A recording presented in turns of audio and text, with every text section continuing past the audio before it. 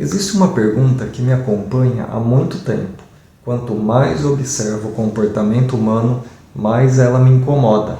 E não é uma pergunta sobre inteligência, também não é uma sobre disciplina, muito menos sobre motivação. É uma pergunta muito mais simples e talvez por isso muito mais difícil de responder. Por que continuamos fazendo aquilo que sabemos que não deveríamos fazer?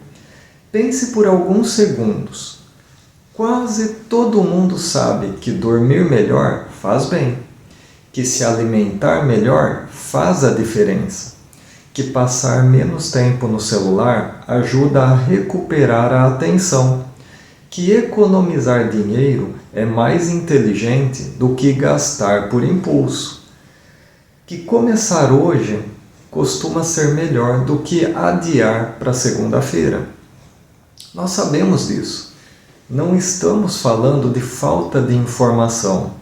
Então, por que existe uma distância tão grande entre aquilo que sabemos e aquilo que fazemos? Durante muito tempo, eu aceitei a explicação mais simples e comum. As pessoas repetem comportamentos porque lhes falta disciplina. Era uma resposta simples, confortável, fácil de repetir, mas havia um problema. Quanto mais eu observava as pessoas, menos essa explicação parecia suficiente.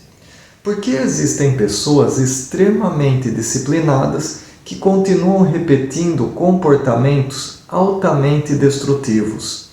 Existem pessoas brilhantes que sabotam oportunidades importantes.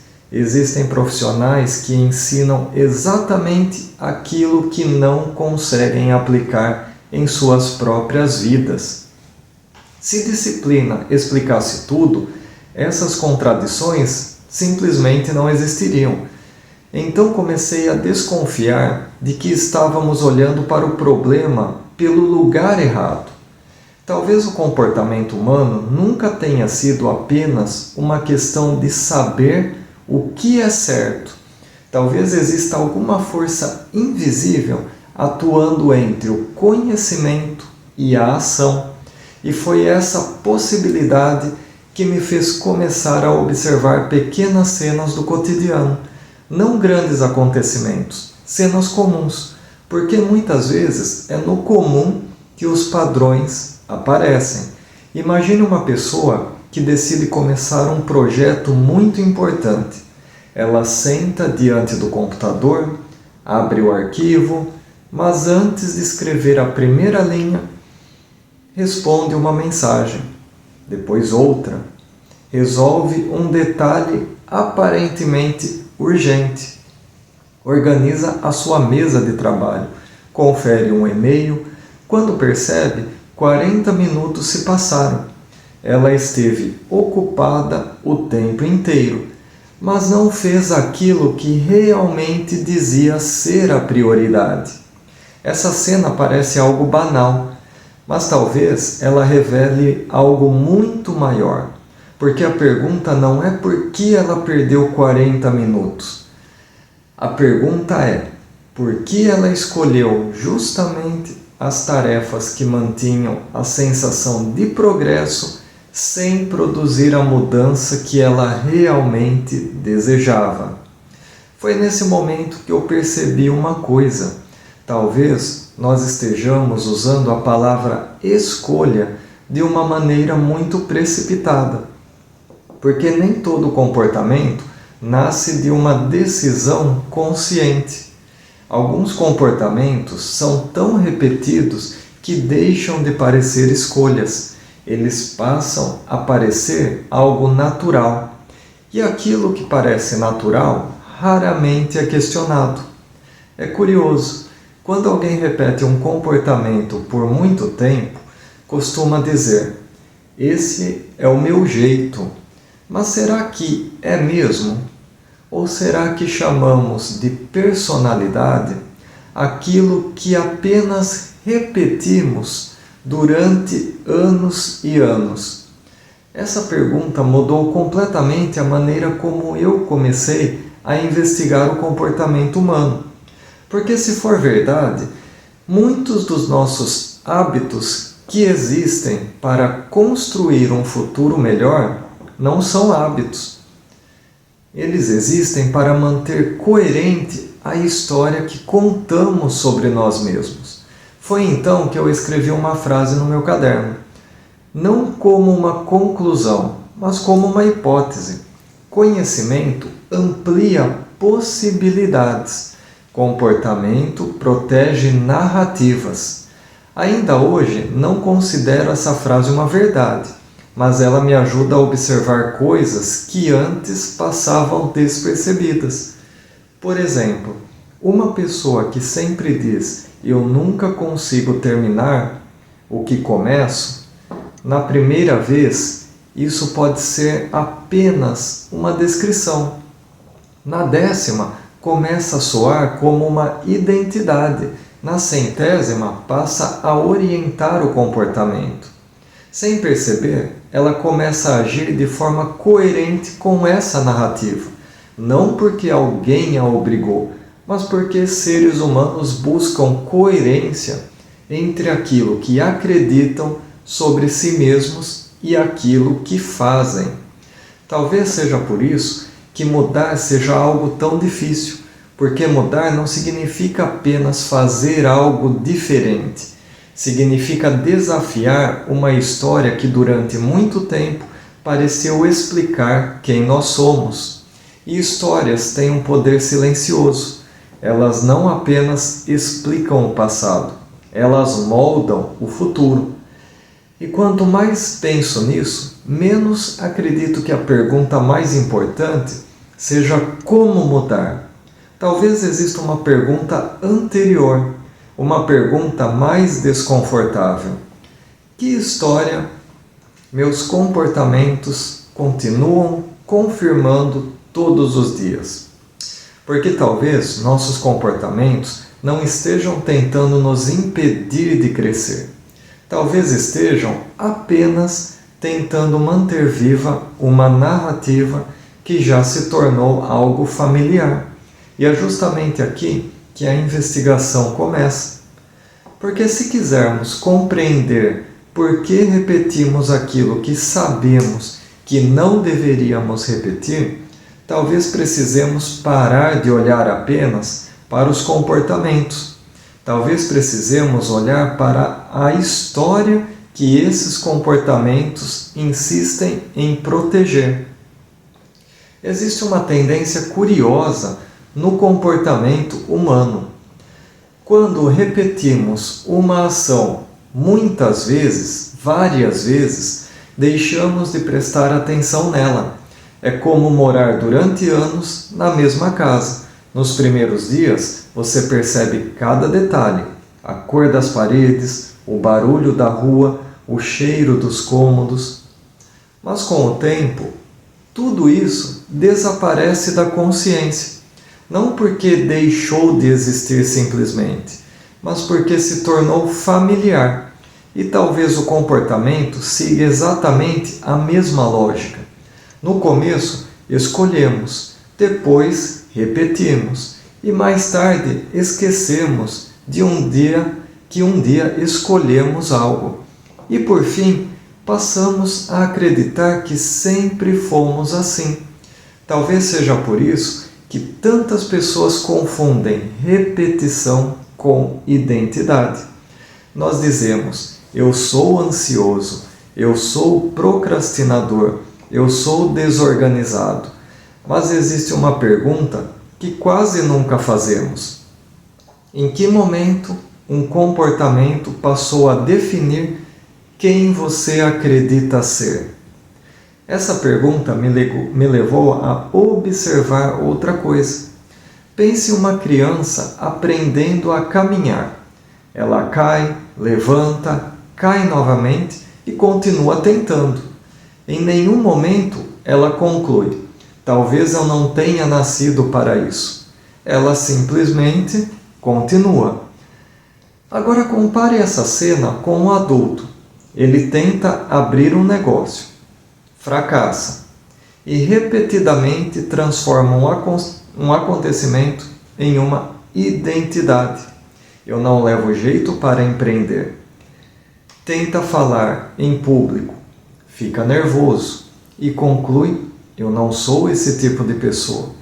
Percebe como somos rápidos para transformar experiências em definições? Talvez o problema nunca tenha sido apenas aquilo que fazemos. Talvez seja a velocidade com que usamos nossos comportamentos para escrever uma história sobre quem nós somos. E histórias têm uma característica muito curiosa. Elas procuram coerência. Quando acreditamos em uma narrativa durante um tempo suficiente, começamos a interpretar tudo a partir dela. Se alguém acredita que nunca consegue terminar o que começa, cada projeto abandonado reforça essa crença negativa, e cada reforço torna a narrativa ainda mais convincente. É como se comportamento e interpretação passassem a alimentar um ao outro. Foi nesse momento que eu desenhei um modelo bem simples. No centro, escrevi apenas uma pergunta: quem acredito que sou? Ao redor dela, escrevi outras palavras: comportamentos. Depois vieram os resultados. E por último, algo que me chamou muito a atenção. Os resultados voltavam para o centro e reforçavam exatamente a mesma resposta dada no início. Percebi que talvez muitos comportamentos não existam apenas para produzir resultados. Eles também mantêm coerente a maneira como interpretamos a nós mesmos. E isso muda completamente a forma de olhar para a mudança, porque talvez mudar um comportamento não seja o maior desafio.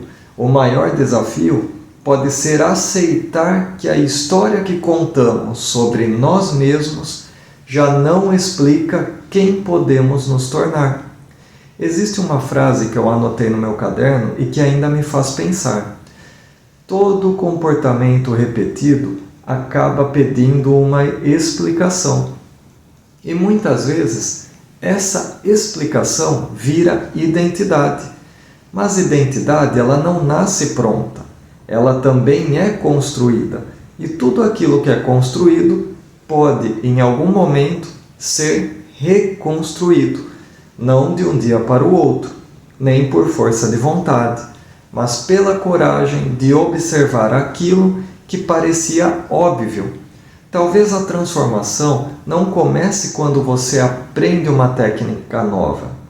Talvez ela comece no instante em que percebe que uma história antiga continua tomando decisões por você. Essa hipótese ainda está aberta. Não tenho a pretensão de encerrá-la nesse episódio. Na verdade, eu acredito que boas investigações não terminam quando simplesmente encontramos uma resposta. Elas terminam quando aprendemos a fazer perguntas melhores. E talvez exista uma pergunta que valha a pena levar para o resto do dia. Quando você diz, esse é o meu jeito, você está descrevendo quem realmente é ou apenas a história que mais vezes contou para si mesmo? Quero que você faça um exercício mental simples. Imagine duas pessoas. As duas acordam na mesma segunda-feira. As duas dizem querer uma vida diferente. E as duas compram o mesmo livro, assistem aos mesmos vídeos e escutam os mesmos conselhos. Depois de um ano, uma delas mudou completamente e a outra continua exatamente no mesmo lugar. Quando olhamos essa cena de fora, nossa primeira reação costuma ser procurar uma diferença de esforço. Uma tentou mais, uma foi mais disciplinada, uma teve mais coragem. Talvez, mas existe outra possibilidade. Talvez a diferença não esteja apenas naquilo que elas fizeram. Talvez esteja naquilo que elas deixaram de proteger. Quanto mais observo pessoas que realmente transformaram a sua própria vida, mais percebo algo curioso. Elas quase nunca começaram aprendendo uma técnica nova. Elas começaram abandonando uma explicação antiga. Deixaram de dizer, eu sempre fui assim. Minha família é assim. Meu jeito é esse. Minha realidade não permite. Antes da mudança aparecer do lado de fora, alguma coisa mudou na conversa que elas tinham consigo mesmas. E isso me levou a outra pergunta. Talvez nossos comportamentos não sejam fiéis à realidade. Talvez sejam fiéis às histórias que contamos sobre a realidade. Pense em alguém que repete durante anos que não leva jeito para falar em público. Cada oportunidade recusada confirma essa narrativa. Cada recusa fortalece a próxima. Até que um dia ela já não diz mais, tenho medo de falar. Ela diz, eu não sou esse tipo de pessoa. Percebe a diferença? O medo era um estado, agora virou uma identidade. E aquilo que se torna identidade passa a ser protegido. Não porque seja verdadeiro, mas porque é familiar. Existe uma frase que eu escrevi há alguns dias e ainda não consegui esquecer. O ser humano raramente luta apenas para sobreviver. Ele luta para manter coerente a imagem que construiu de si mesmo. Talvez seja por isso que mudar seja tão desconfortável, porque toda mudança importante exige uma pequena perda. Não apenas a perda de um hábito, mas a perda de uma explicação. Existe uma versão de você que sempre soube justificar por que as coisas não davam certo. Ela tinha resposta para tudo, para o dinheiro, para o tempo, para a falta de oportunidades, para o ambiente, para as pessoas. Enquanto essa narrativa fazia sentido, ela oferecia uma coisa muito valiosa. Ela protegia você da responsabilidade de construir outra história. E aqui quero tomar muito cuidado. Não estou dizendo que todas as dificuldades são inventadas. Elas realmente existem. Existem desigualdades, existem ambientes difíceis e existem limitações reais. Ignorar isso seria simplificar demais a vida humana. O que eu estou propondo é outra reflexão. Mesmo quando as dificuldades são reais, a maneira como contamos essa história para nós mesmos influencia profundamente aquilo que fazemos a partir dela. É por isso que duas pessoas podem atravessar circunstâncias semelhantes e construir trajetórias completamente diferentes. Não porque uma sofreu menos, mas porque em algum momento uma delas deixou de usar o passado como a única referência para interpretar o seu futuro.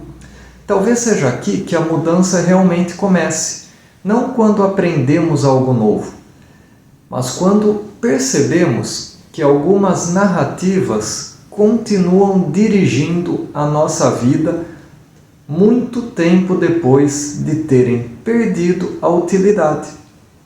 E isso muda completamente a pergunta. Talvez a pergunta nunca tenha sido como mudar. A pergunta correta seja, talvez, qual história sobre mim eu continuo defendendo, mesmo quando ela já não me ajuda a viver a vida que eu quero, que eu desejo. Quando essa pergunta apareceu no meu caderno, percebi que o Laboratório Mori talvez nunca tenha investigado apenas o comportamento humano. O que realmente estamos investigando são as histórias invisíveis que dão origem aos comportamentos, porque ninguém repete um padrão apenas por repetir. Todo padrão faz sentido dentro de uma narrativa, e talvez compreender essa narrativa seja muito mais importante do que combater o comportamento, porque comportamentos podem ser interrompidos, mas enquanto a história continuar a mesma, eles quase sempre continuarão da mesma maneira voltando. E talvez seja justamente por isso que tantos livros parecem mudar nossa vida enquanto estamos lendo, mas quase nada muda quando fechamos a última página. Não é porque o livro era ruim, também não é porque você esqueceu o conteúdo dele. É porque conhecimento conversa com a razão, mas comportamento conversa com algo muito mais profundo. Nós gostamos de acreditar que tomamos decisões de maneira racional. Gostamos da ideia de que escolhemos os nossos próprios caminhos. Mas, quanto mais observo pessoas, menos acredito que essa seja a história completa. Grande parte das nossas escolhas acontece antes mesmo de percebermos que estamos escolhendo. Não porque alguém decidiu por nós, mas porque já existe uma interpretação pronta sobre quem somos, e essa interpretação, ela filtra tudo. Ela filtra as oportunidades, filtra os riscos, os relacionamentos, o dinheiro, filtra tudo aquilo que acreditamos ser possível.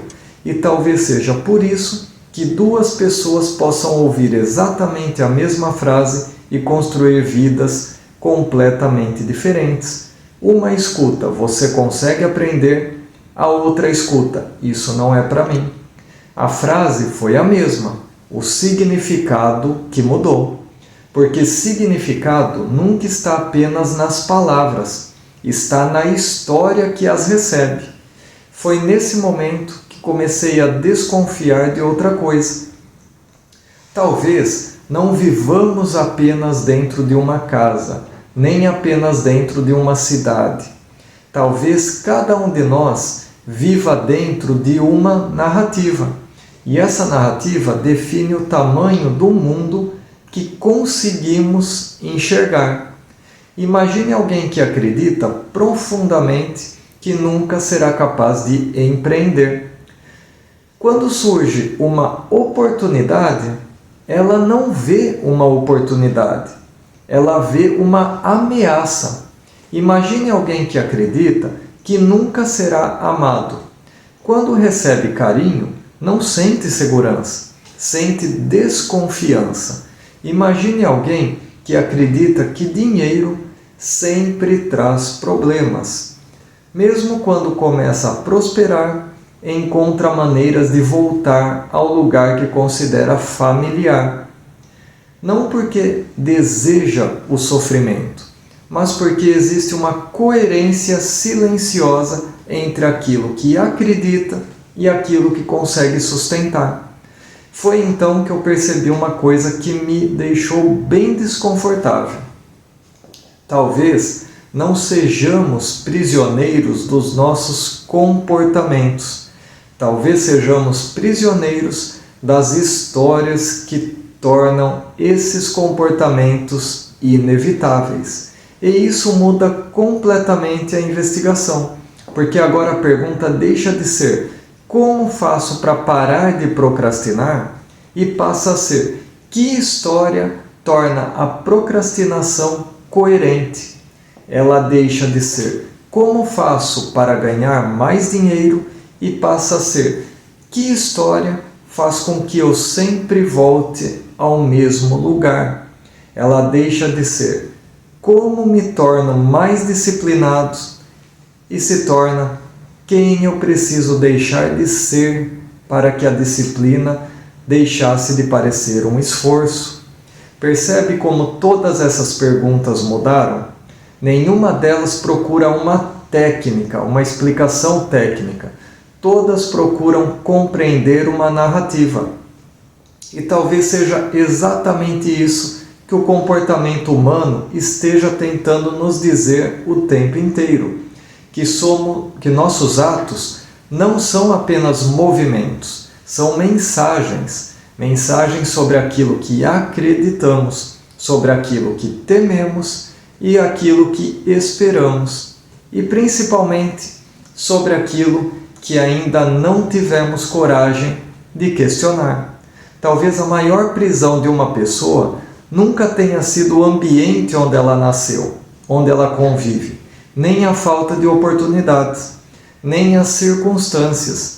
Talvez a prisão mais difícil de perceber seja aquela construída pelas histórias que repetimos até deixarem de parecer histórias e passarem a parecer a nossa realidade. Foi por isso que no início desse episódio eu fiz uma pergunta. Por que continuamos fazendo aquilo que sabemos que não deveríamos fazer? Agora, no final, percebo que talvez essa nunca tenha sido a pergunta mais importante. A pergunta mais importante talvez seja outra.